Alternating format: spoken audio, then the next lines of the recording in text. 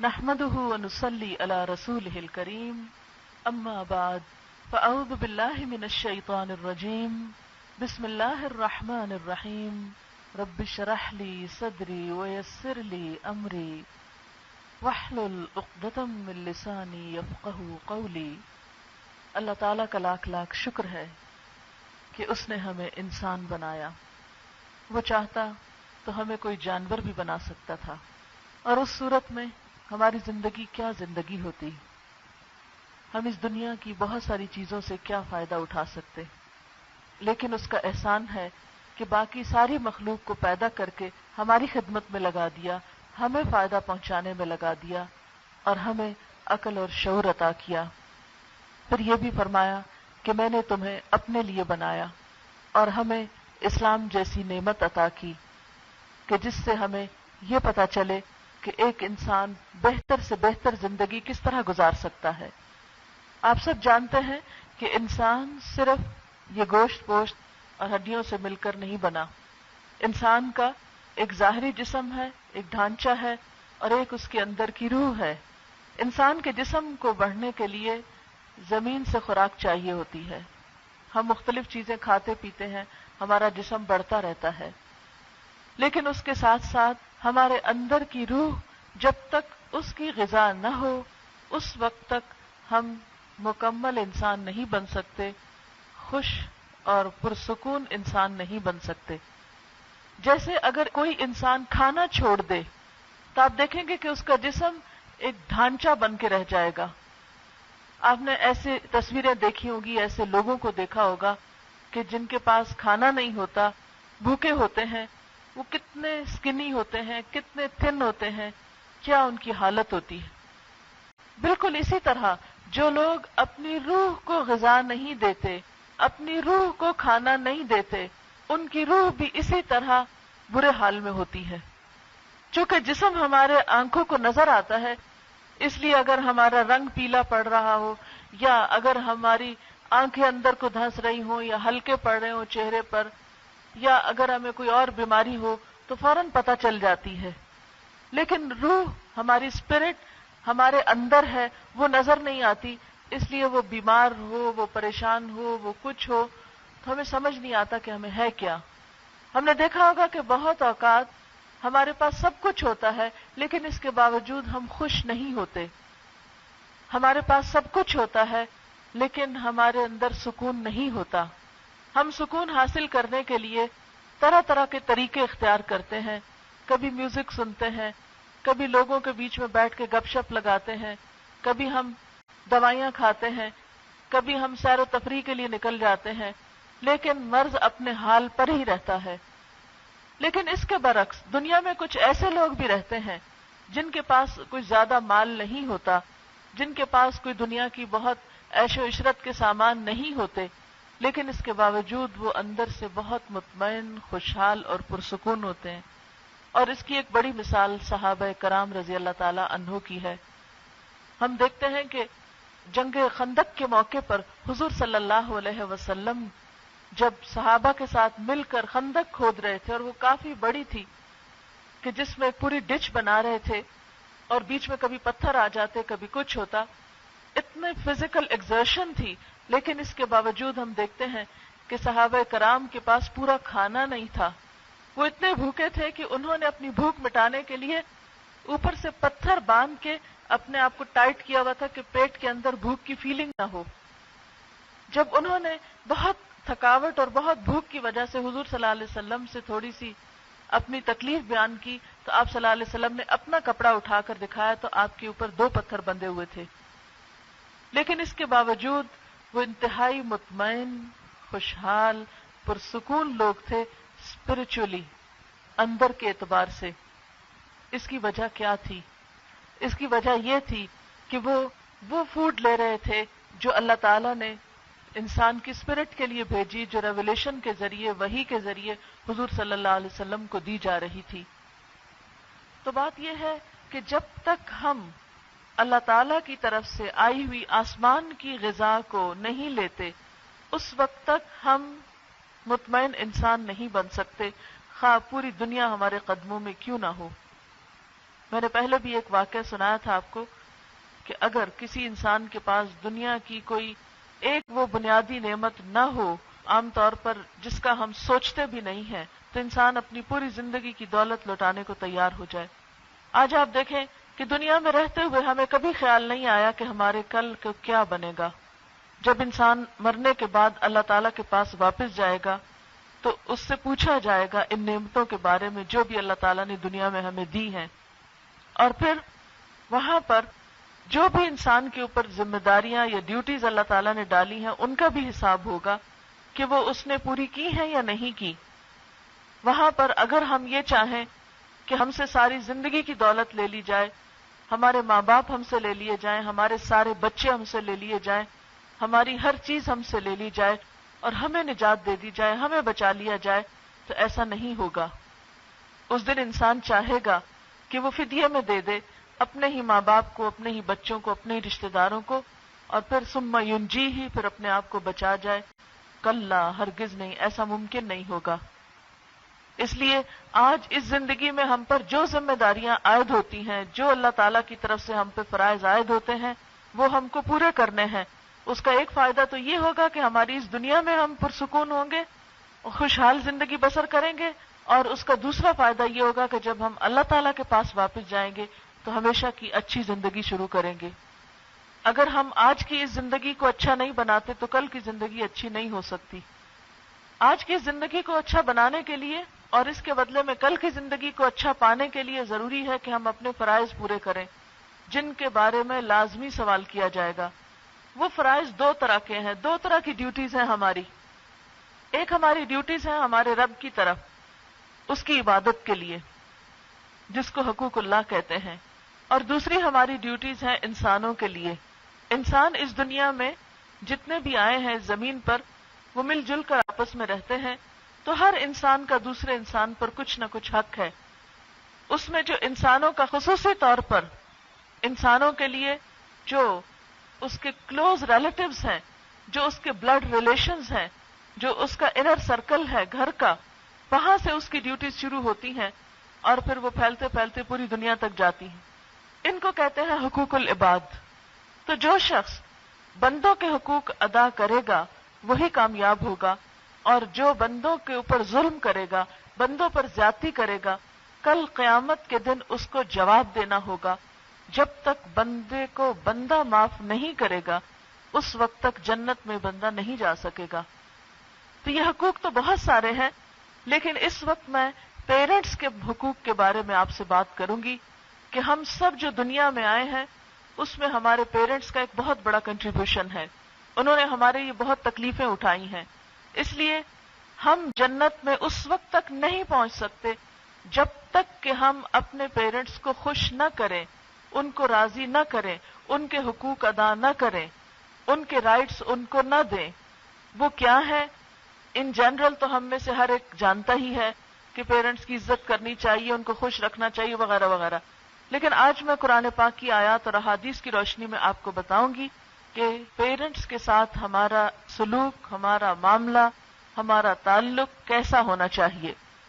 قرآن پاک میں اللہ تعالیٰ فرماتے ہیں سورۃ البقرہ میں، وَبِالْوَالِدَيْنِ إِحْسَانًا، اور والدین کے ساتھ احسان کرو۔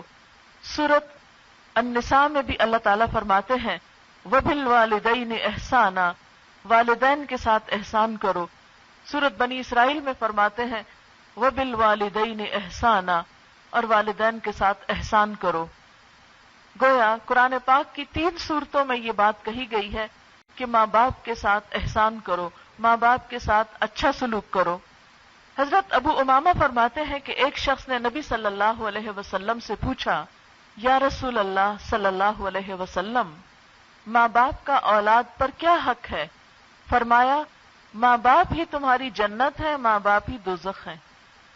یعنی ان کی وجہ سے تم جنت میں جاؤ گے، اور انہی کی وجہ سے اگر ان کو ناراض کیا، پریشان کیا، تکلیف دی تو پھر تم آگ میں جا سکتے ہو۔ اب یہاں پر جو حکم دیا جا رہا ہے کہ پیرنٹس کے ساتھ سلوک کس طرح کرنا ہے، تو اس کے لیے ایک ہی ورڈ بار بار ریپیٹ کیا گیا ہے، اور وہ ہے احسان۔ مثال کے طور پر آپ یوں ہی سمجھے جیسے یہ پھول ہے آپ کے سامنے، تو اس پھول کے اندر کتنی ساری چھوٹی چھوٹی پتیاں ہیں، پیٹلز ہیں، اور ان کو اکٹھا کیا جائے تو اس کا ون ورڈ بنتا ہے اور اس کا نام بنتا ہے فلاور، پھول. تو اسی طرح اگر پیرنٹس اور بچوں کے ریلیشن شپ کو یا بچوں کی جو ڈیوٹیز ہیں پیرنٹس کے لیے، اس کو اگر ون ورڈ کے طور پر یوز کیا جائے تو وہ ہے احسان. اگر کوئی آپ سے پوچھے کہ ماں باپ کے ساتھ کیا کرنا چاہیے تو آپ کو کیا جواب دینا ہے؟ احسان، احسان کرنا چاہیے. اب سوال یہ پیدا ہوتا ہے کہ احسان کیا چیز ہے؟ احسان کہتے ہیں ہر خوش کرنے والی اور پسندیدہ چیز کو. یعنی آپ اپنے ماں باپ کے ساتھ ایسا سلوک کرو کہ جس سے وہ خوش ہو جائیں، جو ان کو پسند آئے. اور احسان کا لفظ کس سے نکلا ہے؟ حسن سے نکلا ہے، خوبصورتی سے نکلا ہے. احسان دو معنوں میں استعمال ہوتا ہے. نمبر 1 دوسروں پر انعام کرنا، نمبر 2 اپنے کام میں خوبصورتی پیدا کرنا. یعنی احسان مینز دوسروں کے ساتھ پسندیدہ سلوک اور اس کے ساتھ اپنے عمل کے اندر خوبصورتی پیدا کرنا. یعنی ایک ہوتا ہے آپ کسی پہ احسان کرتے ہیں لیکن منہ بنا کے، موڈ آف کر کے، بوجھ جتا کے، اور ایک یہ ہے کہ آپ دوسرے سے بھی اچھا کر رہے ہیں اور جو کام کرنے کا آپ کا اپنا طریقہ ہے وہ بھی بہت خوبصورت ہے. یہ ہے اصل احسان. یعنی ماں باپ کے ساتھ ہم اچھا سلوک کریں، وہ کام بھی اچھا ہو لیکن اس کے کرنے کا طریقہ بھی اچھا ہو. راغب الاصفہانی کہتے ہیں احسان یہ ہے کہ دوسروں کو ان کے حق سے زیادہ دیا جائے، دوسرے کو اس کے حق سے جتنا وہ ڈیزرو کرتا ہے اس سے زیادہ اچھا دیا جائے اور اپنے حق سے کم لیا جائے. احسان عدل سے بڑھ کر ہے، کیونکہ عدل میں دوسروں کا حق پورا پورا دینا اور اپنا حق پورا پورا لینا ہوتا ہے. عدل فرض ہے جبکہ احسان جو ہے وہ پسندیدہ ہے. حدیث پاک میں آتا ہے، حضرت عبداللہ بن مسعود کہتے ہیں کہ میں نے نبی صلی اللہ علیہ وسلم سے پوچھا کون سا عمل اللہ تعالیٰ کو بہت پیارا ہے؟ آپ نے فرمایا وہ نماز جو وقت پر پڑھی جائے. پھر میں نے پوچھا اس کے بعد؟ فرمایا ماں باپ کے ساتھ اچھا سلوک. میں نے پوچھا اس کے بعد؟ فرمایا جہاد اللہ کے راستے میں. تو اس سے کیا پتہ چلتا ہے؟ ترتیب کیا آتی ہے کہ سب سے پہلے اچھا کام کیا ہے کہ نماز کو اپنے ٹائم پر پڑھا جائے، اور نمبر 2 پھر ماں باپ کے ساتھ اچھا سلوک، اور نمبر 3 پھر اللہ کے راستے میں جہاد. حضرت انس رضی اللہ تعالی عنہ سے مروی ہے کہ نبی صلی اللہ علیہ وسلم نے فرمایا جو آدمی یہ چاہتا ہو کہ اس کی عمر لمبی ہو، اس کی روزی زیادہ ہو، اسے چاہیے کہ ماں باپ کے ساتھ اچھا سلوک کرے. تو گویا عمر لمبی کرنے کا نسخہ اور رزق بڑھانے کا نسخہ کیا ہے؟ ماں باپ کے ساتھ اچھا سلوک. اور یہ دونوں چیزیں کس کو پسند نہیں؟ ہر شخص یہ چاہتا ہے کہ لمبی عمر جیے، اور ہر شخص یہ چاہتا ہے کہ دنیا میں رزق اس کو کھلا ملے. اب اگر ہمیں فائدہ پتہ چل گیا اور ہمارا دل چاہ رہا ہے کہ ہم بھی احسان کریں تو پھر کیا کیا کریں؟ اس میں کون کون سی چیزیں آتی ہیں؟ تو اس میں سب سے پہلے نمبر 1 ان کی شکر گزاری آتی ہے کہ ان کا شکرانہ ادا کیا جائے، ان کے شکر گزار ہوا جائے. کیوں؟ اس لیے کہ ماں باپ تکلیف اٹھا کر بچوں کو پیدا کرتے ہیں اور ان کو پالتے ہیں. شکر کا مطلب کیا ہوتا ہے؟ شکر کا مطلب ہوتا ہے کسی کی طرف سے تھوڑا ملنے پر بھی شکایت نہ کرنا، بلکہ اس سے بہتر رویہ اختیار کرنا. دابت شکور کہتے ہیں اس گائے کو جو تھوڑا چارہ کھا کر زیادہ دودھ دے. تو شکر گزار انسان وہ ہوتا ہے کہ جس کے ساتھ جتنا بھی کوئی اچھا سلوک کر دے، تھوڑا کر دے یا زیادہ کر دے، وہ شکایت نہ کرے، وہ اس پر خوشی کا ہی اظہار کرے. نبی صلی اللہ علیہ وسلم نے فرمایا من لم یشکر الناس لم یشکر اللہ، جس نے انسانوں کا شکر ادا نہیں کیا اس نے اللہ کا شکر بھی ادا نہیں کیا. تو جب تک ہم ماں باپ کا شکر ادا نہ کریں اس وقت تک اللہ تعالیٰ بھی راضی نہیں. قرآن پاک میں اللہ تعالیٰ فرماتے ہیں وَوَصَّيْنَا الْإِنسَانَ بِوَالِدَيْهِ حَمَلَتْهُ أُمُّهُ وَهْنًا عَلَى وَهْنٍ وَفِصَالُهُ فِي عَامَيْنِ أَنِ اشْكُرْ لِي وَلِوَالِدَيْكَ إِلَيَّ الْمَصِيرُ. ہم نے انسان کو یہ تاکید کی کہ اپنے والدین کے ساتھ اچھا سلوک کرے. اس کی ماں نے اس کو تکلیف پہ تکلیف اٹھا کر پیٹ میں رکھا اور اس کو جنم دیا، اور اس کے دودھ چھڑانے میں 2 سال لگ گئے. اور اس پر اللہ تعالیٰ نے کیا حکم دیا کہ میرے شکر گزار ہو اور اپنے ماں باپ کے شکر گزار ہو. شکر گزاری کیسے پتہ چلے گی؟ اپنے آپ کو ٹیسٹ کریں، کیا ہم ماں باپ کے شکر گزار ہیں یا نہیں. آپ دیکھیں کہ جب ماں باپ ہمارے ساتھ اچھا سلوک کر رہے ہوتے ہیں، ہماری بات مان رہے ہوتے ہیں، ہمارے مطالبے پورے کر رہے ہوتے ہیں، تو اس وقت ہم پھر بھی کوئی شکایت نہیں کرتے. لیکن انسان ہے نا ماں باپ، اگر کسی وقت انسان ہونے کے ناطے ان سے کوئی کمی ہو جاتی ہے، کوتاہی ہو جاتی ہے، تو پھر ہمارا رویہ کیا ہوتا ہے. شکر گزاری میں اپنے آپ کو کیسے چیک کریں گے کہ جب ماں باپ کی طرف سے ہم کو کوئی شکایت ہوتی ہے یا کوئی تکلیف ہوتی ہے یا ہمارا دل خوش نہیں ہوتا تو پھر ہم کیا کرتے ہیں، پھر ہمارا سلوک اور رویہ کیا ہوتا ہے. یعنی جب وہ اچھا کریں جواب میں ہم اچھا کریں، یہ تو کوئی اچھا نہیں. اصل اچھا کرنا کیا ہے کہ جب ان کی طرف سے کوئی تکلیف بھی آ جائے تو بھی ہم جواب میں مائنڈ نہ کریں، ناراض نہ ہوں، جواب میں شاؤٹ نہ کریں، بلکہ کیا کریں، اچھا رویہ ہی رکھیں. نمبر 2، ان کو خوش کرنا، یعنی ماں باپ کو خوش کرنا. احسان کی دوسری شکل یہ ہے کہ ماں باپ کو خوش رکھا جائے. یعنی صرف اتنا کافی نہیں کہ ہم شکایت نہ کریں، لیکن اپنے دل میں بات رکھ لیں اور پھر ریزرو رویہ اختیار کریں. کیونکہ بعض اوقات ایسا ہوتا ہے نا کہ جب ہم ماں باپ کی طرف سے ہمیں کوئی تکلیف ہوتی ہے تو پھر ہم کیا ہوتے ہیں، بس ریزرو ہو جاتے ہیں، پھر ہم بولتے نہیں. تو پوچھتے ہیں کیا، ہم کہتے کچھ نہیں. یہ نہیں ہونا چاہیے، بلکہ کوئی بات ہو بھی تو بھی اس کو بھول کر انہیں خوش رکھنے کی کوشش کرنی چاہیے. حضرت عبداللہ بن عمر رضی اللہ تعالیٰ عنہ کہتے ہیں، نبی صلی اللہ علیہ وسلم نے فرمایا، اللہ کی خوشی والد کی خوشی میں ہے اور اللہ کی ناراضگی والد کی ناراضگی میں ہے. حضرت عبداللہ سے مروی ہے کہ ایک آدمی اپنے ماں باپ کو روتا ہوا چھوڑ کر آپ کی خدمت میں حاضر ہوا کہ میں ہجرت کروں گا آپ کے ساتھ، یعنی بڑے بڑے دین کے کام کروں گا.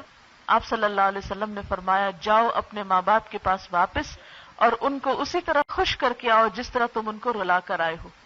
یعنی اگر ماں باپ روتے ہوں تو تمہارے نیکی کے بڑے بڑے کام بھی قبول نہیں. ان کی رضامندی سے، ان کی تسلی سے اور ان کی خوشی سے نکلو. تیسری چیز یہ ہے کہ صرف زبانی کلامی خوش کرنا اور باتوں سے خوش کرنا کافی نہیں. احسان کی تیسری شکل یہ ہے کہ ماں باپ کی خدمت کی جائے. یعنی فزیکلی بھی آپ کچھ نہ کچھ ان کی ہیلپ کریں. یہ نہیں کہ آپ ماں کے گلے میں باہیں ڈال کے کہ اماں آپ تو بہت اچھی ہیں، آپ بہت پیاری ہیں، آپ نے تو میرے ساتھ بہت کچھ کیا ہے، لیکن اماں کہے جاؤ بچے پانی تو لاؤ میرے لیے، تو آپ کہے اماں کسی اور کو کہہ دیں، وہ میں نہیں لا سکتی.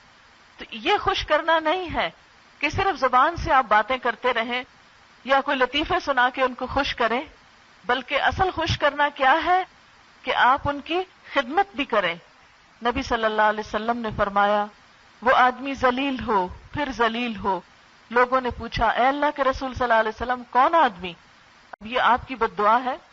آپ نے فرمایا، وہ آدمی جس نے ماں باپ کو بڑھاپے کی حالت میں پایا پھر دونوں کو یا کسی ایک کو خدمت کر کے ان کی جنت میں داخل نہ ہوا. چونکہ جب ماں باپ ینگ ہوتے ہیں نا، وہ تو الٹا بچوں کی خدمت کرتے ہیں، وہ تو خدمت کرانا ہی نہیں چاہتے، وہ تو ہر کام خود کر کے کھانا بنا کے آگے رکھتے ہیں، منہ میں نوالے ڈالتے ہیں. وہ تو ساری زندگی ہماری خدمت کرتے ہیں.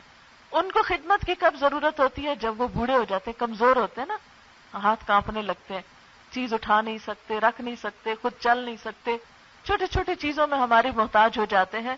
ایسے میں ان کی کیئر کرنا، ان کی طرف توجہ کرنا، ان کا دھیان رکھنا، یہ اصل خدمت ہے.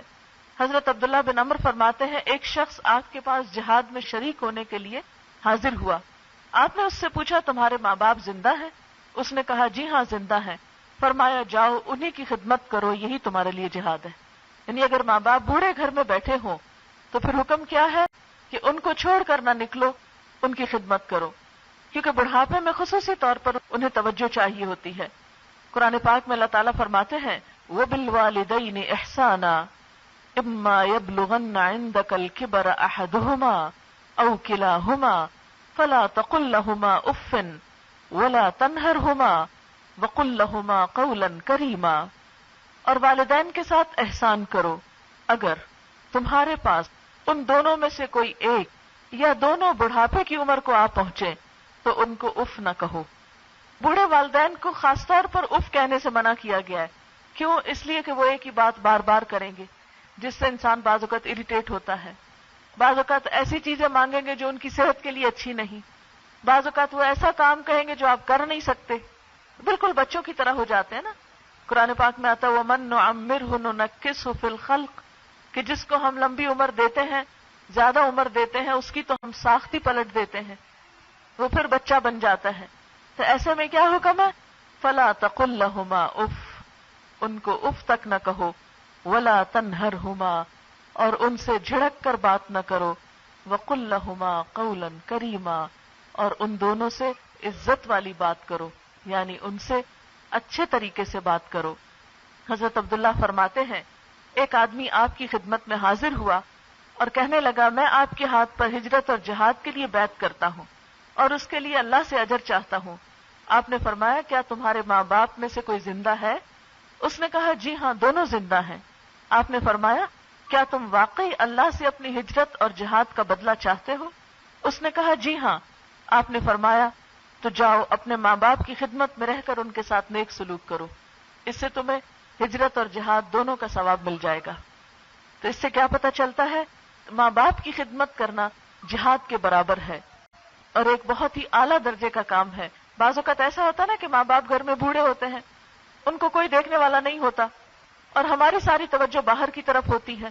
اتنا تک حکم ہے کہ اگر ماں باپ زیادہ محتاج ہو تو انسان اپنی نفل نماز تک چھوڑ دے تاکہ ان کو تکلیف نہ پہنچے. اللہ تعالیٰ اپنا حق معاف کر دیتا ہے، لیکن بندوں کا حق اس نے اپنے حق سے بھی آگے رکھا ہے کہ جب تک بندے معاف نہیں کریں گے میں بھی معاف نہیں کروں گا، کیونکہ بندوں کی تکلیف جو ہے اللہ تعالیٰ کو اپنے بندوں سے 70 ماؤں سے بڑھ کے پیار ہے، تو وہ کبھی نہیں چاہتا کہ اس کا بندہ ایسی تکلیف میں ہو. پھر یہ ہے کہ صرف خدمت کافی نہیں کہ آپ کھانا پکا کے لا کے رکھ دیں، آپ کپڑے دھو کے لا کے رکھ دیں، آپ ان کی جگہ صاف کر دیں، آپ ان کو دبا دیں، مالش کر دیں. نہیں، اس کے ساتھ یہ ہے کہ عاجزی اور انکساری بھی ہو. بعض اوقات ایسا ہوتا ہے نا آپ خدمت کر رہے ہوتے ہیں اور ساتھ شاؤٹ کر رہے ہوتے ہیں، بول رہے ہوتے ہیں، احسان جتا رہے ہوتے ہیں، باتیں کر رہے ہوتے ہیں. نہیں، یہ سب کچھ بہت ہمبل ہو کر، ڈاؤن ٹو ارتھ ہو کر اور اپنا فرض سمجھ کر، احسان جتا کر نہیں، فرض سمجھ کر، یا اللہ یہ تو آپ نے میرے اوپر ایک ذمہ داری ڈالی ہے. کیونکہ عموماً ایسا ہوتا ہے کہ آپ کسی کی خدمت بھی کر دیتے ہیں، ساتھ احسان بھی جتا دیتے ہیں اور وہ سارا عمل ضائع ہو جاتا ہے کیونکہ اس سے دوسروں کو تکلیف ہوتی ہے. قرآن پاک میں اللہ تعالیٰ فرماتے ہیں وَاخْفِضْ لَهُمَا جَنَاحَ الذُّلِّ مِنَ الرَّحْمَةِ، اور ان دونوں کے ساتھ رحمت کے ذریعے عاجزی سے کندھے جھکا کر رکھو. یعنی اپنا فزیکلی جو پوسچر ہے ماں باپ کے سامنے وہ بھی جھکا ہوا ہونا چاہیے. ماں باپ کے سامنے بات کرتے ہوئے اکڑ کر بات کرنا، سر اٹھا کے بات کرنا، کندھے جھٹک کے بات کرنا، منہ موڑ کے بات کرنا اور بے رخی سے بات کرنا اور اس طرح بات کرنا جیسے اپنے بچوں کے ساتھ آپ بات کر رہے ہیں، یہ بالکل درست طریقہ نہیں ہے. ماں باپ وہ ہستی ہے دنیا میں جن کے برابر نہ کوئی اور رشتہ ہے، نہ کوئی اور انسان ہے، نہ کوئی اور کسی کا مقام ہے. یعنی انسانی رشتوں میں سے جو آپ کے خاندانی رشتے ہیں، خون کے رشتے ہیں یا انسانی رشتے ہیں، عام انسانوں کے ساتھ جو آپ کے تعلقات ہیں، خواہ دوستی کے ہیں، خواہ بزنس کے ہیں یا کولیگز ہیں یا کسی بھی جگہ پر ہیں، ان سب میں سب سے اعلیٰ ترین مقام جو ہے وہ ماں باپ کا مقام ہے، اس کے برابر اور کوئی نہیں ہے. اور اس کے ساتھ ساتھ یہ کہ ادب اور احترام کا معاملہ کرنا نہایت ضروری ہے. حضرت ابو ہریرہ نے ایک بار دو آدمیوں کو دیکھا، ایک سے پوچھا یہ کون ہے، یعنی دوسرا یہ تمہارے ساتھ کون ہے؟ اس نے کہا یہ میرے والد ہیں. آپ نے فرمایا دیکھو ان کا نام نہ لینا، یعنی ماں باپ کو نام سے نہیں پکارنا چاہیے، نہ کبھی ان سے آگے چلنا اور نہ کبھی ان سے پہلے بیٹھنا، یعنی ماں باپ کو بٹھا کر پھر خود بیٹھنا، یہ ہے عزت کا طریقہ. اسی طرح جیسے کھانا شروع ہو رہا ہے تو پہلے ان کو پیش کرنا، تو ان کو اہمیت دینا، ان کو توجہ دینا، یہ ان کے ساتھ اچھے سلوک کا حصہ ہے. ایک اور روایت میں ہے کہ اللہ تعالیٰ نے حضرت موسیٰ علیہ السلام کے پاس وحی بھیجی کہ اے موسیٰ اپنے ماں باپ کی عزت کر، اس لیے کہ جو کوئی ماں باپ کی عزت کرتا ہے میں اس کی عمر بڑھا دیتا ہوں اور اس کو ایسا بچہ عطا کرتا ہوں جو اس کے ساتھ نیکی کرے، اور جو ماں باپ کو ستاتا ہے میں اس کی عمر کم کر دیتا ہوں اور اس کو ایسا بچہ دیتا ہوں جو اس کو ستائے. یعنی اگر تم ماں باپ کو ستاؤ گے تو دنیا میں تمہیں اس کی سزا ملے گی، ایک اور روایت میں آتا ہے کہ ماں باپ کو تکلیف دینا ان گناہوں میں سے ہے جس کی سزا دنیا میں ملتی ہے انسان کو کسی نہ کسی طرح. یو نیور نو کہ کون سی بیماری اس کی شکل میں آ گئی، یا بچوں کی کوئی تکلیف آ گئی، یا شوہر کی بے رخی آ گئی، یا کوئی وٹ ایور. یعنی بعض اوقات ایسا ہوتا ہے نا کہ کوئی سامنے آپ کی تکلیف ہے مگر آپ کاز نہیں جانتے، what is the reason, what is the cause behind. لیکن اس میں انسان کو اپنی غلطیاں پچھلی سوچنی چاہیے کہ کہیں ایسا تو نہیں کہ میں نے ماں باپ کو پریشان کیا ہو، ان کو ستایا ہو. تو یہ انتہائی ضروری ہے، اور اگر خدا نخواستہ ایسا ہو گیا ہو تو اس کے لیے توبہ استغفار اور ماں باپ کو راضی کرنا ضروری ہے. پھر آپ دیکھیں کہ ادب اور احترام میں ایک اور چیز بھی آتی ہے، اور وہ ہے نرمی سے گفتگو کرنا، آرام سے بولنا. یعنی ماں باپ کے آگے بات کرتے ہوئے لہجہ ایک دم دھیما کر لے انسان، اونچی آواز سے نہ بولے، شاؤٹ نہ کرے. حدیث میں آتا ہے آپ صلی اللہ علیہ وسلم نے فرمایا جو شخص اپنے ماں باپ کی ملاقات کو جاتا ہے تو اللہ تعالیٰ ہر قدم کے بدلے 100 نیکیاں لکھتا ہے اور 100 گناہ معاف کرتا ہے، 100 درجے بلند کرتا ہے. پھر جب ان کے سامنے بیٹھ کر محبت اور شفقت سے اچھی باتیں کرتا ہے تو اللہ تعالیٰ اسے قیامت کے دن نور دینے کا وعدہ کرتا ہے. جب اٹھتا ہے تو گناہوں سے پاک ہو کے اٹھتا ہے. اب دیکھیں نا، ماں باپ بےچارے انتظار میں بیٹھے رہتے ہیں، چاہے وہ آپ کے گھر میں رہتے ہوں چاہے وہ اپنے گھر میں رہتے ہوں. کچھ کر رہا ہے، ماں کی ٹانگیں کمزور ہے، چل نہیں سکتی کہ خود آ کے استقبال کرے، ملے، بیٹھ کے بات کرے. وہ بیٹھی ہے اپنے کمرے میں اپنی جگہ پر انتظار میں کہ ابھی بیٹا آئے گا، بیٹا آ کے پھر کسی اور کام نکل جاتا ہے اور ماں کو آ کے سلام تک نہیں کرتا. تو ایسے بچے میں کوئی خیر نہیں. اسی طرح اگر کہیں اور گھر ہے، کسی اور شہر میں ہے، ملک میں ہے، کئی وجوہات ہوتی ہیں، تو انسان اپنی زندگی میں اپنی دنیا میں اتنا مصروف نہ ہو جائے کہ ان کے لیے اتنا ٹائم بھی نہ ملے کہ کبھی انسان ان کو بھی جا کے اسپیشلی ان کو وزٹ کرنے جائے. ہم کہتے لو ہمارے پاس اتنا فالتو کرایہ ہے کہ اب ہم ادھر جائیں گے، اور کیا ہے جائیں گے تو اور باتیں سنیں گے، کیونکہ عموماً ماں باپ پھر اپنے مسئلے مسائل اپنی ضروریات بتانے لگتے ہیں، اور بہت سے بچے ان ذمہ داریوں سے گھبراتے ہیں کہ اب ہم پھر کیا کریں گے. تو بہتر ہے کہ نہ ان کو ملو، نہ دیکھو، اور نہ ہمارے اوپر کوئی مشکل آئے. لیکن یہ نہیں جانتے کہ اس کا نقصان کتنا بڑا ہوگا، کہیں اور سے کتنا لوز کر جاؤ گے. پھر اسی طرح اس بات سے بھی منع کیا گیا ہے کہ ان کو برا بھلا کہا جائے، خواہ وہ زیادتی کریں، ان کو برا بھلا نہیں کہنا چاہیے. حضرت عبداللہ بن عمر فرماتے ہیں نبی صلی اللہ علیہ وسلم نے ارشاد فرمایا سب سے بڑا گناہ یہ کہ انسان اپنے ماں باپ پہ لعنت کرے. لوگوں نے عرض کیا اے اللہ کے رسول صلی اللہ علیہ وسلم، آدمی اپنے ماں باپ کو بھی گالی دیتا ہے؟ آپ نے فرمایا ہاں، سنو، گالی دیتا ہے کسی شخص کے باپ کو، وہ پلٹ کر گالی دیتا ہے اس کے باپ کو اور اس کی ماں کو، اور وہ اس کی ماں کو گالی دیتا ہے. تو گویا ماں باپ کے احترام میں یہ بات آتی ہے کہ آپ کسی کے ماں باپ کو بھی برا نہ کہیں. ماں باپ سب کے ماں باپ ہیں، ماں باپ سب کے قابل عزت ہے. آپ کسی کے ماں باپ کو برا کہو گے وہ جواب میں آپ کے ماں باپ کو کرے گا، تو اس کا مطلب یہ گویا آپ نے اپنے ہی ماں باپ کو برا بھلا کہہ دیا. اب اس میں عام طور پر کیا ہوتا ہے کہ بعض اوقات انسان اپنے سسرالی رشتہ داروں کے ساتھ اچھا نہیں ہوتا، ساس کو برا بھلا کہہ دیا، چاہے میاں نے کہا اپنی ساس کو یا بیوی نے کہا اپنی ساس کو. اب اس کا نتیجہ کیا ہوتا ہے؟ جب آپ شوہر کی ماں کو برا کہیں گے یا باپ کو کہیں گے، وہ پلٹ کے آپ کی ماں یا باپ کو برا کہے گا. تو گویا آپ نے خود دروازہ کھولا اپنے ماں باپ کو برا کہلوانے کا. تو اگر آپ چاہتے ہیں کہ آپ کے ماں باپ کی عزت کی جائے تو آپ کا فرض بنتا ہے کہ آپ دوسروں کے ماں باپ کی بھی عزت کریں، ہاں وہ آپ کے دوست ہوں یا جان پہچان کے یا اپنے ہی رشتہ دار. پھر حسن سلوک میں اگلی بات یہ آتی ہے کہ محبت سے پیش آیا جائے. یعنی صرف اتنا کافی نہیں کہ نرم گفتگو ہو، خدمت ہو یا برا بھلا نہ کہا جائے، بلکہ محبت کا اظہار کیا جائے. اب آپ دیکھیں نا پریکٹیکلی کیا ہوتا ہے، ماں باپ جب بچے کو دیکھتے ہیں تو کتنے پیار اور محبت سے دیکھتے ہیں. آپ نے دیکھا ہوگا کہ بعض بچے انتہائی بیمار، کمزور اور بعض اوقات ہینڈی کیپڈ ہوتے ہیں. مجھے ایسے بچے بھی دیکھنے کا اتفاق ہوا ہے کہ جن کو کوئی شدھ بدھ نہیں، کچھ نہیں. ایک مجھے 5 سالہ بچی کو دیکھنے کا اتفاق ہوا کہ جو بالکل ماں کی گود میں تھی، ہڈیوں کا ڈھانچہ تھی، اور ماں اسے اتنا پیار کر رہی تھی. یعنی دیکھنے وہ اتنی بھیانک شکل تھی اس بچی کی، لیکن ماں اسے سینے سے لگائی تھی اور اس کو پیار کر رہی تھی. میں نے کہا یہ ممتا ہے نا، کہ بچہ جیسا تیسا بھی ہو، گندا ہو، بیمار ہو، کچھ ہو، ماں اس کو سینے سے لگاتی ہے، محبت سے پیار کرتی ہے. لیکن ماں باپ جب بوڑھے ہو جاتے ہیں تو بچوں کو پھر توفیق نہیں ہوتی کہ وہ ان کو پیار سے دیکھیں، وہ ان کو محبت کی نظر سے ہی دیکھیں. اور آپ اس بات کو تجربہ کر لیجئے کہ بہت سے لوگ اس معاملے میں کوتاہی کرتے ہیں کہ ماں باپ کو پیار سے نہیں دیکھتے، کیونکہ وہ سمجھتے ہیں کہ ہمارا کیا فرض ہے، تو ماں باپ ہی کا فرض ہے کہ وہ ہم کو پیار کرتے رہے، جواب میں ہمارے تو کوئی ذمہ داری نہیں۔ تو ایسا نہیں ہونا چاہیے۔ پھر یہ کہ ان کی بات ماننی چاہیے۔ نبی صلی اللہ علیہ وسلم نے فرمایا باپ جنت کا درمیانی دروازہ ہے، باپ کی اطاعت کر کے، اس کا حکم مان کے، چاہے تو اس دروازے کی حفاظت کر یا نافرمانی کر کے برباد کر دے۔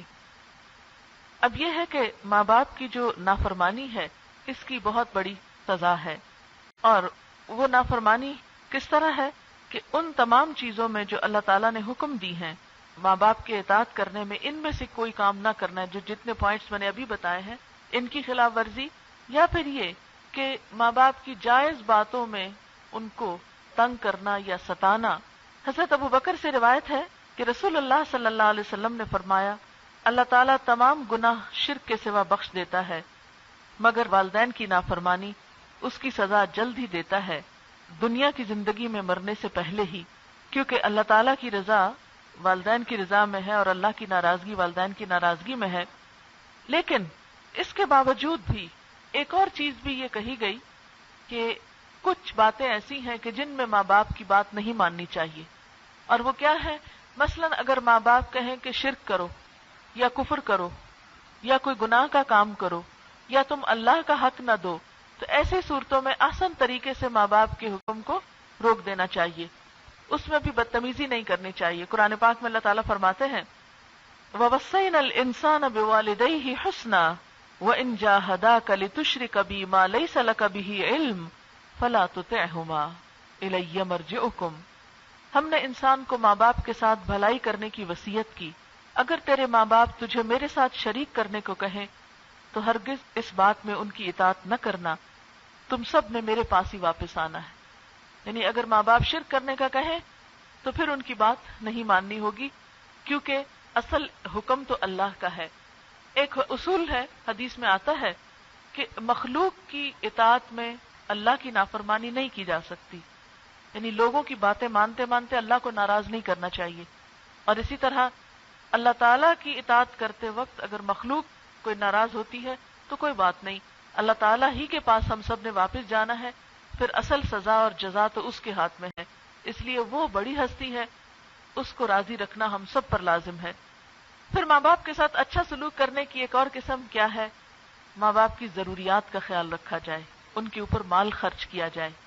قرآن پاک میں اللہ تعالیٰ فرماتے ہیں یسألونک ماذا ينفقون، یہ لوگ آپ سے سوال کرتے ہیں کہ کیا خرچ کریں، کہاں خرچ کریں؟ قل ما انفقتم من خیر فللوالدین، ان سے کہیے کہ جو مال بھی یہ خرچ کرتے ہیں تو والدین کے لیے۔ تو سب سے پہلا مثلاً آپ نے کوئی جاب شروع کی تو پہلی جو آپ کی آمدنی آئی اس میں سے آپ سب سے پہلے اگر کسی کے لیے کوئی چیز خرید رہے ہیں تو ماں باپ کے لیے خریدیں۔ اسی طرح اگر آپ صدقہ خیرات کرنے لگے ہیں یا کسی غریب کو دینے لگے ہیں تو نمبر 1 دیکھیں کہ آپ کے ماں باپ کے سال میں۔ بعض لوگ اور سب جگہ پر دیتے رہتے ہیں، ماں باپ سے سکتے رہتے ہیں، ان کو نہیں دیتے۔ تو پہلا حق جو ہے اللہ تعالیٰ نے ماں باپ کا بتایا ہے۔ ایک بار نبی صلی اللہ علیہ وسلم کے پاس ایک آدمی آیا اور اپنے باپ کی شکایت کرنے لگا کہ وہ جب چاہتے میرا مال لے لیتے ہیں۔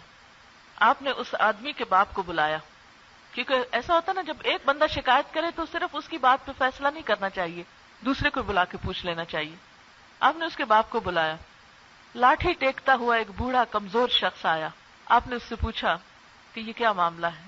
اس نے کہا اے اللہ کے رسول صلی اللہ علیہ وسلم، ایک زمانہ تھا جب یہ کمزور اور بے بس تھا اور میں طاقتور تھا، میں مالدار تھا، یہ خالی ہاتھ تھا، میں نے کبھی اس کو اپنی چیز لینے سے نہیں روکا، مگر آج میں کمزور ہوں اور یہ تندرست ہے، میں خالی ہاتھ ہوں اور یہ مالدار ہے، اب یہ اپنا مال مجھ سے بچا کے رکھتا ہے۔ اس بوڑھے کی باتیں سن کر نبی صلی اللہ علیہ وسلم رو پڑے اور فرمایا انت و مالک لابیک، تو اور تیرا مال اپنے باپ کا ہے۔ یعنی جیسے تو باپ کی کمائی ہے ایک طرح سے، تو جو کمائے گا وہ بھی باپ ہی کا ایک طرح سے ہے، کیونکہ ماں باپ ہمیشہ اولاد کو دینے والے ہی ہوتے ہیں، وہ لیتے نہیں ہیں اللہ یہ کہ ان کی کوئی ضرورت ہو، تو ایسے میں اولاد کو مائنڈ نہیں کرنا چاہیے کہ ہم سے کیوں مانگتے ہیں۔ پھر احسان کی ایک شکل کیا ہے کہ ان کے لیے دعائے رحمت کی جائے، زندہ ہوں یا فوت ہو چکے ہوں۔ اگر زندہ ہوں تو ان کے لیے کیا دعا ہے؟ اللہ تعالیٰ نے قرآن پاک میں خود فرمائی وَقُلْ رَبِّ ارْحَمْهُمَا كَمَا رَبَّيَانِي صَغِيرًا، اللہ ان دونوں پہ رحم فرما جس طرح انہوں نے مجھے بچپن میں پالا۔ یہ اپنی نمازوں میں ہمیں دعاؤں میں شامل کر لینی چاہیے، اور اگر فوت ہو چکے ہوں تو ان کے لیے دعا بھی کرنی چاہیے، ان کے نام پر صدقہ خیرات بھی کرنا چاہیے، ان کی طرف سے قربانی کرنی چاہیے، اگر ان کے کوئی روزے رہتے ہوں تو وہ رکھ دینے چاہیے، اگر ان کا کوئی حج رہتا ہو تو حج بدل کرنا چاہیے، اور اگر کوئی اور ان کا قرضہ رہتا ہو تو اس کو ادا کرنا چاہیے، اگر ان کا کوئی اور وعدہ ہو، کوئی نظر مانی ہوئی رہتی ہو تو اس کو پورا کرنا چاہیے، ان کو اپنی زندگی میں جو نیکی کے کام پسند تھے ان کو کسی نہ کسی طرح کنٹینیو کرنا چاہیے۔ ایک شخص آپ صلی اللہ علیہ وسلم کے پاس ہے، کہنے لگا اللہ کے رسول صلی اللہ علیہ وسلم، میری ماں صدقہ کرنے کو بہت پسند کرتی تھی لیکن وہ اچانک فوت ہو گئی ہے، تو کیا میں اس کی طرف سے صدقہ کروں؟ تو آپ نے فرمایا کہ ہاں تم اس کی طرف سے صدقہ کرو۔ اسی طرح ایک اور شخص آیا اور اس نے یہ کہا کہ میری ماں نے ایک نظر مانی تھی اور اس سے پہلے کہ وہ نظر پوری کرے وہ فوت ہو گئی ہے، کیا میں اس کی نظر پوری کروں؟ تو فرمایا کہ اللہ کا یعنی یہ قرضہ جو ہے اس لائق ہے کہ اس کو ادا کیا جائے، مراد یہ کہ نظر پوری کی جائے ماں باپ کی طرف سے۔ اگر انہوں نے کسی سے کوئی وعدہ کر رکھا ہو تو اس وعدے کو پورا کیا جائے، کیونکہ مرنے کے بعد بھی ماں باپ کے حقوق باقی رہتے ہیں، یہ نہیں کہ وہ صرف زندگی ہی تک ہیں بلکہ زندگی کے بعد بھی ہیں۔ آپ صلی اللہ علیہ وسلم نے اس سلسلے میں فرمایا کہ ماں باپ کے لیے مرنے کے بعد کیا ہے، ان کے لیے دعا کرنا، یعنی ان کا جنازہ پڑھنا، ان کے لیے استغفار کرنا، ان کی وصیت پوری کرنا، اور ان کے دوستوں اور رشتہ داروں سے اچھا سلوک کرنا۔ یعنی ماں باپ فوت بھی ہو جائیں تو ان کے جو دوست اور رشتہ دار ہیں ان سے اچھا سلوک۔ اور اس میں ہم دیکھتے ہیں کہ حضرت خدیجہ رضی اللہ تعالیٰ عنہا جب فوت ہو گئی تھی تو حضور صلی اللہ علیہ وسلم جب کوئی بکری ذبح کرتے یا کوئی چیز تقسیم کرتے تو حضرت خدیجہ کی دوستوں کو بھی بھیجتے تھے، خاص ان کا بھی خیال رکھتے تھے۔ تو اس سے کیا پتہ چلتا ہے کہ جب ماں باپ نہ ہو تو پھر ماں باپ کے جو بہن بھائی ہیں یا رشتہ دار ہیں یا دوست ہیں ان کے لیے اچھا سلوک کرنا چاہیے۔ حضرت ابو ہریرہ کا بیان ہے کہ مرنے کے بعد جب میت کے درجے بلند ہوتے ہیں تو وہ حیرانی سے پوچھتا ہے یہ کیسے ہو گیا؟ تو اسے بتایا جاتا ہے کہ تمہارے بعد تمہاری اولاد تمہارے لیے بخشش کی دعا کرتی رہی، اس لیے تمہارے درجے بلند ہوئے۔ پھر اسی طرح ماں باپ کی طرف سے صدقہ خیرات کرنا، ان کے رشتہ داروں سے اچھے سلوک کے بارے میں آپ صلی اللہ علیہ وسلم کے پاس ایک شخص آیا، اے اللہ کے رسول صلی اللہ علیہ وسلم، میں ایک بڑے گناہ کا مرتکب ہو گیا ہوں، بس میرے لیے کیا توبہ ہے؟ فرمایا کیا تیری ماں ہے؟ اس نے کہا نہیں۔ فرمایا تیری خالہ ہے؟ کہا ہاں۔ فرمایا جاؤ اس سے اچھا سلوک کرو، تمہارے اس کبیرہ گناہ کی تلافی ہو جائے گی۔ ایسا ہوتا نا جب انسان کوئی گناہ کر بیٹھتا ہے تو پھر اس کا دل چاہتا ہے کہ میں کوئی اچھا کام کروں جس سے میرا گناہ صاف ہو جائے۔ تو آپ نے فرمایا کہ اگر ماں ہے تو اس سے اچھا سلوک کرو، اگر ماں نہیں تو خالہ سے اچھا سلوک کرو، تمہارا گناہ دھل جائے گا۔ ایک اور شخص آپ صلی اللہ علیہ وسلم کے پاس ہے، آپ صلی اللہ علیہ وسلم نے فرمایا نیک ترین نیکیوں میں سے یہ ہے کہ آدمی اپنے باپ کے دوستوں کے ساتھ احسان کرے جبکہ باپ نہ ہو، یعنی باپ کی غیر موجودگی میں خاص طور پر۔ پھر اسی طرح ہے کہ ماں باپ کی قبر پر جانا، خاص طور پر مردوں کے لیے، عورتوں کے لیے تو بار بار قبرستان جانے سے روکا گیا ہے۔ ہم دیکھتے ہیں کہ حضرت ابو ہریرہ اور حضرت بریرہ کا بیان ہے، نبی صلی اللہ علیہ وسلم اللہ تعالیٰ سے اجازت لے کر اپنی والدہ کی قبر کی زیارت کے لیے تشریف لے گئے تو والدہ کی قبر کے پاس بیٹھ کر بے اختیار رونے لگے۔ آپ صلی اللہ علیہ وسلم کے ساتھ جو صحابہ کرام تھے وہ بھی آپ کو روتے دیکھ کر بے اختیار رو پڑے۔ راوی بیان کرتے ہیں کہ ہم نے حضور صلی اللہ علیہ وسلم کو کبھی اتنا روتے ہوئے نہ دیکھا جتنا آپ اپنی والدہ کی قبر کے پاس بیٹھ کر روئے۔ اس سے کیا پتہ چلتا ہے کہ ماں کا حق بہت بڑا ہے، اور اگر زندگی میں خدمت کا موقع نہیں ملا تو بعد میں انسان محبت کا اظہار کر کے، ان کی طرف سے دعا کر کے اور دیگر اچھے کام کر کے اس حق کو ادا کرنے کی کوشش کرے۔ اور خصوصاً ماں کے ساتھ تو حضور صلی اللہ علیہ وسلم نے ایک آدمی کو جب اس نے پوچھا کہ میں سب سے زیادہ اچھا سلوک کس سے کروں تو آپ نے فرمایا اپنی ماں سے، اس نے پھر پوچھا، آپ نے فرمایا اپنی ماں سے، اس نے پھر پوچھا، آپ نے فرمایا اپنی ماں سے، اور چوتھی دفعہ آپ نے فرمایا کہ اپنے باپ سے۔ اور اگر کوئی شخص ماں کے ساتھ جتنا بھی نیک سلوک کرے تو وہ یہ نہ سمجھے کہ اس نے حق ادا کر دیا۔ والدین اگر نان مسلمز بھی ہوں تب بھی ان سے اچھا سلوک کرنا چاہیے۔ حضرت اسماء فرماتی ہیں آپ کی صلح قریش کے زمانے میں میرے پاس میری والدہ آئیں، وہ مشرکہ تھیں، میں نے نبی صلی اللہ علیہ وسلم سے عرض کیا کہ میرے پاس میری والدہ آئی ہیں اور وہ اسلام سے متنفر ہیں، کیا میں ان کے ساتھ اچھا سلوک کروں؟ آپ نے فرمایا ہاں، سلی امکی، اپنی ماں کے ساتھ اچھا سلوک کرو۔ یعنی ماں باپ اگر کافر بھی ہوں، اسلام سے نفرت بھی رکھتے ہوں، تب بھی اسلام کیا سکھاتا ہے کہ ان کے ساتھ حسن سلوک کرو۔ اب یہ ہے کہ ماں باپ کے درجے میں اور کون لوگ آتے ہیں، یعنی ماں باپ کے بعد کلوزسٹ کون ہے جن کا احسان ماننا چاہیے؟ نمبر 1، ستیلے ماں باپ، یعنی اپنے ماں باپ کے بعد جن کے ساتھ اچھا سلوک انسان کرے وہ کون ہے؟ رضائی ماں باپ یا ستیلے؟ رضائی کون؟ جنہوں نے دودھ پلایا، اور ستیلے کون؟ جیسے باپ کی دوسری بیوی یا ماں کا دوسرا شوہر، یعنی باپ کے فوت ہونے کے بعد یا وٹ ایور ریزن، تو ان کے ساتھ اچھا سلوک کرنا۔ پھر اس کے بعد نمبر 3، سسرالی والدین، ساس ماں کے درجے میں آتی ہے۔ اسی طرح شوہر کے لیے بھی بیوی کے ماں باپ اپنے ماں باپ کے درجے میں آتے ہیں، ان کے ساتھ بھی اچھا سلوک کرنا چاہیے۔ اور نمبر 4، استاد۔ استاد جو ہوتے ہیں وہ روحانی ماں باپ ہوتے ہیں، ان کے ساتھ اچھا سلوک وہ بھی ہمارے اوپر لازم ہے۔ پھر اسی طرح حضور صلی اللہ علیہ وسلم کو مدینہ آئے ہوئے 4-5 سال گزرے تھے، آپ حضرت فاطمہ بنت اسد کی وفات کے بارے میں سن کر بہت روئے۔ آپ اٹھے اور گھر تشریف لائے، میت کے سرہانے کھڑے ہو کر سخت غم کی حالت میں فرمایا، اے میری ماں، اللہ آپ پر رحم فرمائے، آپ میری ماں کے بعد میری ماں تھی، آپ بھوکی رہ کے مجھے کھلاتی، آپ کو لباس کی ضرورت ہوتی مگر مجھے پہناتی۔ پھر نبی صلی اللہ علیہ وسلم نے اپنی قمیص ان کے گھر والوں کو دی کہ میری قمیص کا کفن پہناؤ۔ اس کے بعد حضرت اسامہ بن زید اور حضرت ابو ایوب انصاری کو فرمایا جنت البقیع میں جا کے قبر کھودو۔ جب قبر کا اوپر کا حصہ کھودا جا چکا تو آپ خود قبر میں اترے، لحد کھودی، اپنے ہاتھوں سے مٹی باہر نکالی۔ جب وہ قبر تیار ہو گئی تو آپ صلی اللہ علیہ وسلم اس میں لیٹ گئے اور دعا کی، اللہ میری ماں کی مغفرت فرما، ان کے لیے جگہ وسیع کر دے۔ جب آپ دعا مانگ کر باہر نکلے تو سخت غم کی حالت تھی، آپ نے اپنی داڑھی اپنے ہاتھ میں پکڑی ہوئی تھی، آنکھوں سے آنسو بہ رہے تھے جو آپ کے پورے چہرے کو تر کر رہے تھے۔ یہ آپ کی چچی تھی حضرت ابو طالب کی زوجہ، کہ جنہوں نے آپ کی ماں کی وفات کے بعد آپ کی کیئر کی تھی اور بچپن میں آپ کا خیال رکھا تھا۔ ان کے ساتھ آپ نے ایسا سلوک کیا، یعنی آپ خود سوچیں کہ جہاں انہیں دفنانا تھا وہاں پہلے آپ خود لیٹے اور دعائیں کی اور روئے اور آخر تک روتے رہے۔ تو یہ جو اپنی ماں کے بعد جو ماں بھی خیال رکھے، اب جیسے ساس ہوتی ہے نا، تو جو شادی کے بعد اپنی ماں تو پیچھے رہ جاتی ہے، پھر ساس ہوتی ہے۔ اب دیکھیں ساس کا بھی کتنا بڑا مقام ہے، وہ بیچاری اپنے بیٹے کو پیدا کرتی ہے، پالتی ہے، اسے پڑھاتی ہے۔ آپ میں سے سب مائیں جو اپنے بیٹوں کے لیے کتنی کتنی محنت کر رہی ہیں، کتنا تنگ کرتے ہیں بیٹے، لیکن اس کے باوجود آپ محبت سے پیار سے انہیں پڑھا رہے ہیں، اپنی جیولری بیچ کے ان کی فیسیں دیتے ہیں، آپ اپنی سارا آرام سکون چھوڑ کر ان کی زندگی بناتے ہیں، اور پھر وہ جب بڑے ہو جاتے ہیں، جاب ان کو مل جاتی ہے، اور پھر آپ شادی کر کے ان کی لاتے ہیں، تو پھر اگر بہو یہ کہے کہ ماں کو یہاں سے نکال دو جس نے تمہیں اس مقام تک پہنچایا تھی، کتنے ظلم اور زیادتی کی بات ہے۔ تو ایسے میں یہ سوچنا کہ جو ساس ہے وہ ہمارے لیے ایک مصیبت ہے یا اس کے ساتھ زیادتی کرنا، یہ بھی اللہ تعالیٰ کو پسند نہیں ہے۔ بعض سے لوگ کہتے ہیں قرآن میں کدھر لکھا ہے کہ ساس کے ساتھ اچھا سلوک کرو؟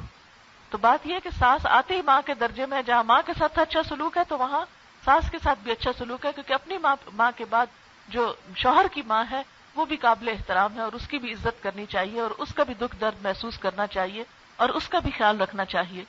حضرت ام ایمن کے متعلق حضور فرمایا کرتے تھے، ام ایمن میری والدہ کے بعد میری ماں ہے، آپ انہیں پیار سے امی کہتے تھے۔ یہ حضور صلی اللہ علیہ وسلم کے والد کی کنیز تھی۔ ام ایمن آپ کو معلوم ہے کہ جو آپ کے ساتھ تھی جب آپ کی والدہ کی وفات ہوئی، تو پھر وہ آپ کو مکہ لے کر آئی تھی بچپن میں۔ تو بات یہ ہے کہ ہم سب کے اوپر یہ لازم ہے۔ اور پھر جو آخری میں نے بتایا کہ روحانی والدین جو ہیں ماں باپ کی طرح ہیں، یعنی استاد۔ آپ چونکہ اسکول ہے یہ اور اسکول کا موقع ہے، اس لیے میں بچیوں کو خاص طور پر کہوں گی کہ اپنی ٹیچرز کا احترام کرنا، ان کے ساتھ ادب سے معاملہ کرنا اور ان کے ساتھ بدتمیزی نہیں کرنا، یہ بھی انتہائی ضروری ہے اور اسلامی اخلاق میں سے ہے۔ کسی نے کہا تھا کہ میرے ماں باپ تو مجھے آسمان سے زمین پر لائے، یعنی اس دنیا میں لائے، اور میرے استادوں نے مجھے زمین سے آسمان پہ پہنچایا، تعلیم دے کر، پڑھا کر، سکھا کر، اچھی تربیت کر کے۔ تو اس لیے استاد کی بھی عزت کرنا، اس کی خدمت کرنا، اس کے ساتھ اچھا سلوک کرنا، عاجزی کے ساتھ بات کرنا، پولائٹلی بات کرنا، محبت سے پیش آنا اور ان کا احترام کرنا، یہ بہت سعادت مندی کی بات ہوتی ہے۔ اور جو لوگ اس خیر سے محروم ہیں وہ ہر خیر سے محروم ہو جاتے ہیں۔ جو ماں باپ اپنے بچوں کو استاد کی عزت کرنا نہیں سکھاتے، وہ دراصل خود بھی پھر ان کی طرف سے کوئی خیر اور عزت نہیں پاتے. تو اس لیے ہم سب پر لازم ہے کہ ہم انسانوں کے حقوق کے بارے میں، اور جن میں سب سے پہلے ماں باپ کے حقوق آتے ہیں، بہت کیئرفل ہوں تاکہ ہمارے لیے جنت کی راہیں آسان ہوں. اب آپ کے اگر کوئی کوسچنز ہیں اس سبجیکٹ کے بارے میں یا کوئی اور تو آپ کر سکتے ہیں. Now we have a lot of questions here about parents, and I think these are from the girls. One question which is, I think, repeated many times is that, what if your parents force you to marry? Do you refuse? شادی کے بارے میں اسلام نے جو طریقہ سکھایا ہے وہ یہ ہے کہ نہ تو ایک لڑکی کو یہ کہا ہے کہ وہ اپنی مرضی سے اپنی پسند سے شادی کر لے، اور نہ ہی پیرنٹس کو کہا ہے کہ وہ اپنی پسند کی شادی مسلط کرے بچوں پر. اس معاملے میں عدل و انصاف کی بات ہونی چاہیے.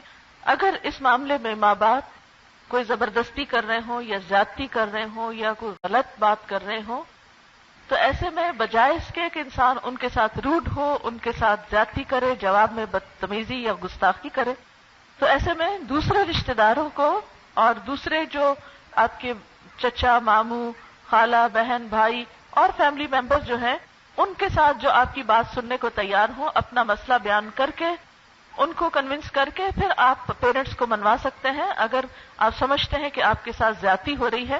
لیکن ایک بات یاد رکھیں کہ ماں باپ کبھی بھی اپنے بچوں کا برا نہیں چاہتے. ہاں، اگر بچوں کی اور ماں باپ کی چوائس میں فرق ہو تو پھر کوئی کمپرومائز کی ایسی راستہ نکالنا چاہیے کہ جس میں بچوں کا آئندہ مستقبل روئن نہ ہو. کیونکہ اسلام نے حکم کیا دیا ہے کہ مثلا شادی کرتے وقت شادی جس سے ہو رہی ہے اس کا دین دیکھو.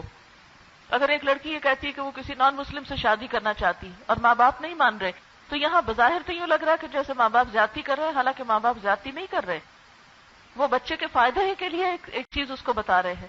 لیکن بعض اوقات ایسا بھی ہوتا ہے کہ ماں باپ کے اپنے کچھ ایسی سوچ ہو سکتی ہے جس کی وجہ سے مثلا لڑکے اور لڑکی میں بہت ایج ڈفرنس ہے اور ماں باپ کسی بڑے فائدے کے لیے وہ چاہتے ہیں کہ وہ شادی ہو جائے لیکن لڑکی اس پر راضی نہیں.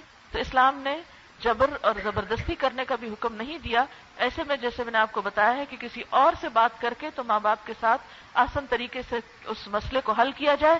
چیخنا چلانا اور ماں باپ کے ساتھ بدتمیزی کرنا اور گھر سے نکل جانا یہ اس کا سولوشن نہیں ہے اور نہ اسلام اس کی اجازت دیتا ہے. Another question, if one of your parents is angry with you and has stopped talking to you, how do you communicate with that parent? لکھ کر بات کر لیں. اچھا سا خط لکھ کر ان کو منا لیں اگر مان جائیں تو. اگر نہیں مانتے تو کچھ دن صبر کر لیں، خاموشی اختیار کر لیں. There's another question about somebody asking you, can you please elaborate on nazar? In what situation can we make a niyyah of nazar? And how do we fulfill it? What form is it? Is it a sadaqah? Should it be in the form of sadaqah, roza or nafal? نظر دو طرح کی ہوتی ہے، ایک نظر لجاج اور ایک نظر تبرر. نظر تبرر جو ہوتی ہے نیکی کی نظر ہوتی ہے، جیسے حضرت مریم کی والدہ نے نظر مانی تھی کہ میں اللہ کو خوش کرنے کے لیے اپنا بچہ جو ہے وہ اللہ کے راستے میں دوں گی. اس میں کوئی ان کی شرط نہیں تھی کہ اللہ اگر تو میرا یہ کام کرے گا تو میں دوں گی. نہیں، صرف یعنی ایک ہوتا ہے انسان کے اوپر اللہ تعالیٰ نے خود کچھ فرض عائد کیے ہیں، مثلا نماز ہمارے اوپر، روزہ وغیرہ وغیرہ، لیکن کچھ نیکیاں ایسی ہوتی ہیں کہ جو ہم اپنے اوپر خود لازم کر لیتے ہیں، ان کو اپنے اوپر obligatory کر لیتے ہیں، اس کو نظر کہتے ہیں. تو ایک نظر ہوتی ہے کنڈیشنل اور ایک ہوتی ہے انکنڈیشنل. تو جو پسندیدہ نظر ہے وہ انکنڈیشنل ہے کہ آپ اللہ کو خوش کرنے کے لیے اپنے اوپر کوئی ایسی چیز ذمہ لے لیتے ہیں کہ جو اللہ تعالیٰ نے نہیں آپ سے کہی لیکن آپ خوشی کے لیے کرتے ہیں. تو نظر میں ایک نظر وہ ہے کہ جو آپ سب سے پہلے تو نظر کا مطلب سمجھنا چاہیے، اپنے اوپر کسی ایسی نیکی کو لازم کر لینا، کمپلسری کر لینا جو اللہ تعالیٰ نے آپ پر لازمی نہیں کی. مثلا آپ کہتے ہیں کہ میں یہ 10 نفل پڑھوں گی. اب نفل تو نفل ہے لیکن آپ ایک پرومس کر رہے ہیں، وعدہ کر رہے ہیں پڑھنے کا، تو ایسی صورت میں یہ آپ کے اوپر اب فرض کے درجے میں آ گیا. آپ نے یہ فرض کیوں کیا؟ ایک ہوتا ہے کنڈیشنلی فرض کرنا کہ اگر میرا یہ کام ہو گیا تو میں یہ کروں گی، اور دوسرا طریقہ یہ ہوتا ہے کہ انسان یہ کہے کہ میں اپنے رب کو خوش کرنے کے لیے یہ بھی کام نیکی کا کیا کروں گی.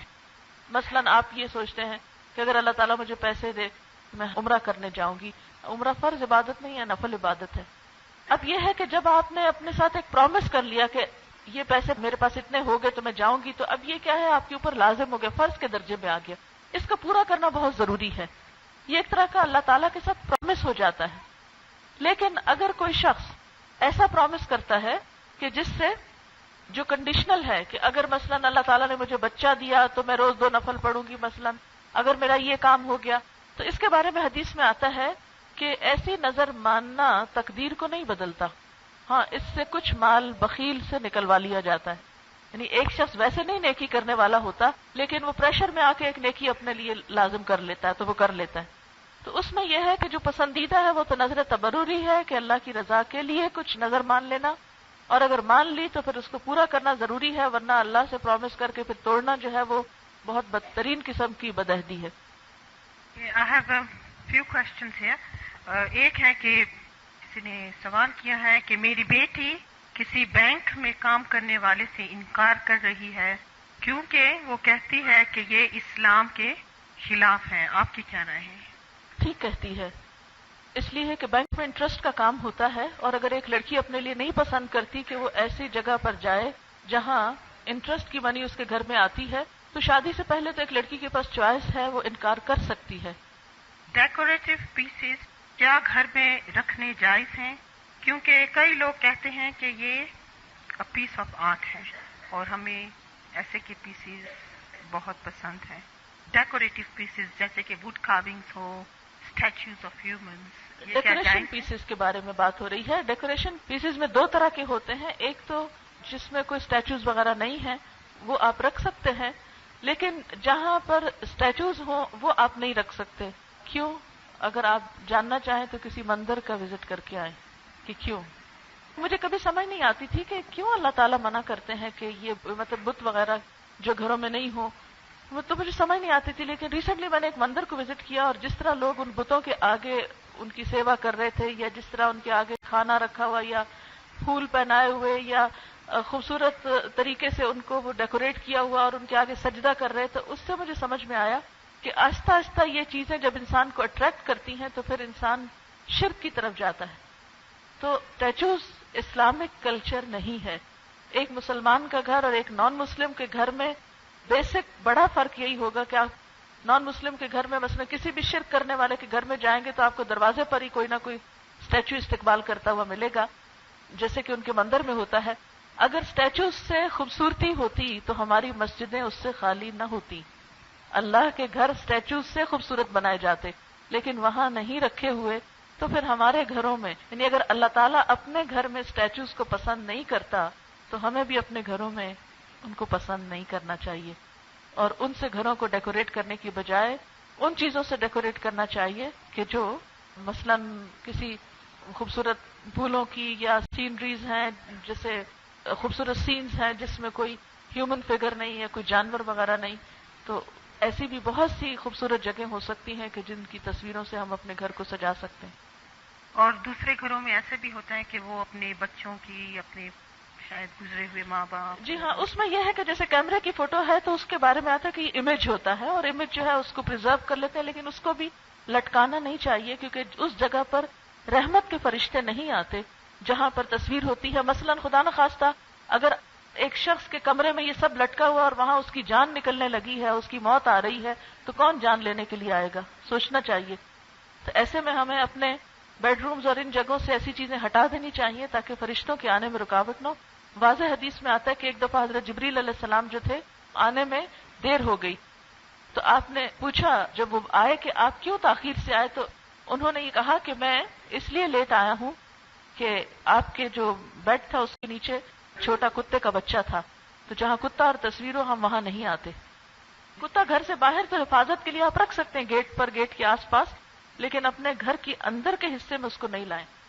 So you've heard that it's not good to have these statues, wood carvings, because it drives one towards shirk.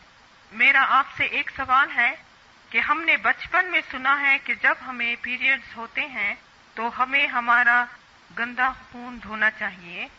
اگر ہم پینٹ اس طرح کور کر کے پھینک دیں تو یہ گندا خون قیامت کے دن ہمارے منہ اور آنکھوں میں نچوڑا جائے گا. کیا یہ حقیقت ہے یا محض ڈرانے کے لیے یہ محض ڈرانے کے لیے جھوٹ بولا گیا ہے، اور ماؤں کو ایسے جھوٹ بولنے سے پرہیز کرنا چاہیے، کیونکہ دین کے معاملے میں جھوٹ بولنا بچوں کو دین سے دور کرتا ہے، اس کی کوئی حقیقت نہیں ہے۔ یہ ضرور ہے کہ ایسے پیڈز اوپنلی ایکسپوز نہیں کرنے چاہیے اور رستے میں نہیں پھینکنے چاہیے، بہتر یہ ہے کہ کوئی ایسی جگہ ہو جہاں پر ان کو پراپرلی ڈسپوز آف کیا جائے۔ یہ واپس پیریڈز کے بارے میں، پیریڈز میں تلاوت سن سکتے ہیں؟ جی سن سکتے ہیں، تلاوت زبانی جو آپ کو یاد ہے اس کو پڑھ بھی سکتے ہیں، یعنی جو چیزیں زبانی آپ کو یاد ہے، مثلا آیت الکرسی ہے، رات کو سوتے وقت پڑھنی چاہیے، وہ آپ پڑھیں۔ صبح شام کی دعائیں ہیں، آپ پڑھیں، استغفار کریں، درود شریف پڑھیں، اس زبانی ذکر سے منع نہیں کیا گیا، ٹھیک ہے۔ پیریڈز میں تسبیح کو ہاتھ لگا سکتے ہیں۔ انہوں نے سوال کیا تھا کہ کیا پیریڈز کی حالت میں تسبیح یا کوئی ایسی چیز پکڑ سکتے ہیں؟ آپ صلی اللہ علیہ وسلم نے ایک دفعہ ازواج مطہرات میں سے کسی کو مصلی یا جائے نماز لانے کو کہا۔ اس زمانے میں یہ کارٹن کے رگز تو نہیں ہوتے تھے، لیکن یہ کہ مصلی نماز کی چیز کسی بھی کوئی بھی رگ ہو سکتا ہے۔ آپ نے لانے کو کہا تو انہوں نے کہا کہ میں پیریڈ سے ہوں، تو آپ نے فرمایا کہ تمہارے پیریڈز تمہارے ہاتھ میں نہیں ہے۔ یہ آپ صلی اللہ علیہ وسلم کا فرمان ہے، ان حیضتک لیست فی یدک۔ تو اس سے کئی لوگ جائے نماز کو نہیں ہاتھ لگاتے، کوئی دعاؤں کی کتاب کو ہاتھ نہیں لگاتے، تسبیح کو ہاتھ نہیں لگاتے، اور بعض اوقات ہر چیز کو بعد میں دھوتے رہتے ہیں۔ یہ سب مشقت ہے، لا علمی کی وجہ سے ایسی چیزیں ہمارے اندر آ گئی ہیں۔ جو چیز منع ہے وہ نماز منع ہے، طواف منع ہے، اور عبادت کے لیے بیٹھ کے تلاوت منع ہے۔ دوسرا ہے کہ شاید یہاں پر کوئی ایسی عورتیں ہوں جو قرآن کی تعلیم دیتے ہیں بچوں کو، تو وہ پوچھ رہے ہیں کہ بچوں کو قرآن کی تعلیم دے سکتے ہیں اگر ہم پیریڈ ہوں؟ بچوں کو قرآن پاک کی تعلیم دی جا سکتی ہے، کیونکہ وہ عبادت کے لیے آپ خود نہیں پڑھ رہے بلکہ کیا کر رہے ہیں، دوسروں کو سکھا رہے ہیں۔ اگر آپ کچھ دن سکھائیں گے نہیں تو وہ کہاں جائیں گے، ان کا تو سب بھول بھلا جائے گا۔ تو سکھانے کے لیے اس میں آپ عربی کو ٹچ نہیں کریں گے، بچے اپنا سبق جس سپارہ لے کر بیٹھیں یا کچھ بھی، تو آپ اس کو ان کے سبق پر ہی دیکھ کے پڑھاتے رہیں۔ مثلا اپنے ہاتھ میں اس طرح پین پکڑ لیں یا کوئی بھی چیز، تو آپ اس کے اوپر انگلی رکھنے کی بجائے پین رکھ لیں اور سکھاتے رہیں۔